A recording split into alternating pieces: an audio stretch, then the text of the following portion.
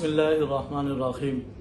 माह रबीउल अव्वल की मुनासबत से एक वाक़या आपके गोश गुजार करना चाहता हूँ। आप सल्लल्लाहु अलैहि वसल्लम की कुल ज़िंदगी 63 साल ज़िंदगी है और 40 साल की उम्र में आप सल्लल्लाहु अलैहि वसल्लम को नबूवत मिली। अल्लाह के रसूल सल्लल्लाहु अलैहि वसल्लम की पैदाइश से कई साल पहले एक बादशाह, तुब्बा नामी बादशाह था, जो सफ़र करते हुए, लड़ाई का एक जंग का सफ़र था, उसका सफ़र करते करते वो इस वादी पर पहुंचा जहां इस वक्त मदीना मुनव्वरा है।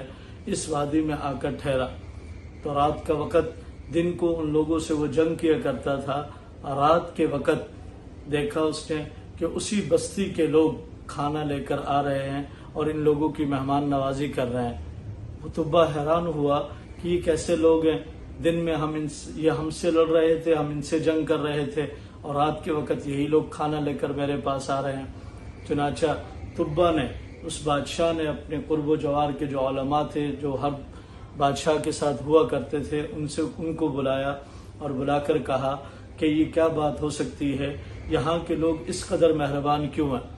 तो उसके जो उलमा थे, मुशीरीन थे, उन्होंने कहा कि हमने किताबों में पढ़ा है कि ये एक ऐसी वादी है, यहाँ अल्लाह के आखिरी नबी आकर ठहरेंगे और यहाँ पर उनका मस्कन होगा और ये उसी की बरक़ात हैं कि आप सल्लल्लाहु अलैहि वसल्लम के आमद से कई सौ साल पहले भी यहाँ के लोगों के दिलों के अंदर मोहब्बत की कैफियत पाई जाती है। तुब्बा ये बात सुनकर बड़ा मुतासिर हुआ।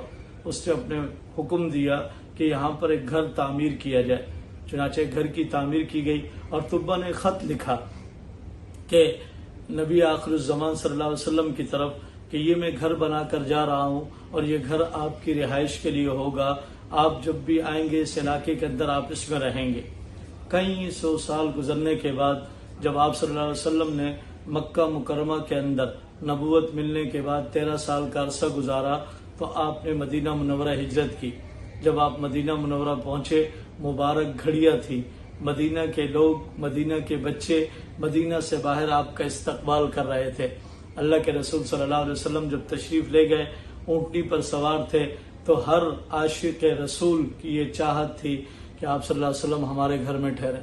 अल्लाह के रसूल सल्लल्लाहु अलैहि वसल्लम ने फरमाया, इस ऊँटनी को अपने हाल पर रहने दो, ये अल्लाह की तरफ से मुकर्रर है, जहाँ पर ये रुकेगी वहीं मेरा मस्कन होगा। वो ऊँटनी, वो सवारी चलते चलते हजरत अबू अयूब अंसारी रजी अल्लाह तआला अन्हु के घर के सामने रुकी। आप सल्लल्लाहु अलैहि वसल्लम ने फरमाया कि यही मेरा घर है। और आप हैरान होंगे, ये अबू अयूब अंसारी रजी अल्लाह तआला अन्हु का जो घर था, दर हकीकत वही घर था जिसको तुब्बा तामीर करके गया था।